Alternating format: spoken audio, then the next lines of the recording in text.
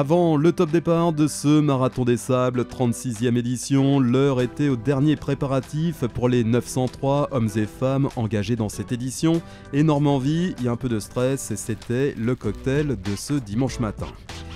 Une demi-heure avant le fameux coup d'envoi, tous les participants étaient invités à se rendre sur la ligne de départ. Joie, sourire, même Spider-Man était dans le peloton. Tout le monde avait hâte de fouler les pistes désertiques. Les élites concentrées se sont élancées comme à l'accoutumée, donc en tête de la caravane, toujours accompagnés de l'homme araignée. 30 km de plaine caillouteuse, de dunes, de gorges rocailleuses et d'oueds asséchés sont au menu du jour, le terrain de jeu préféré des élites marocaines et des cadors européens. Globalement roulante, cette première étape comportait quelques pièges, des pièges loin de décourager nos athlètes hommes et femmes.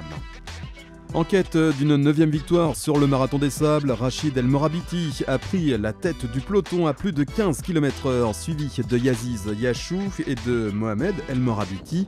Cédric Fleurton, le français, est le seul à suivre le rythme. Il prend la 4e place. Julien Chaurier finit 5e. Du côté des femmes, pas de surprise dans le classement. Les favorites sont au rendez-vous.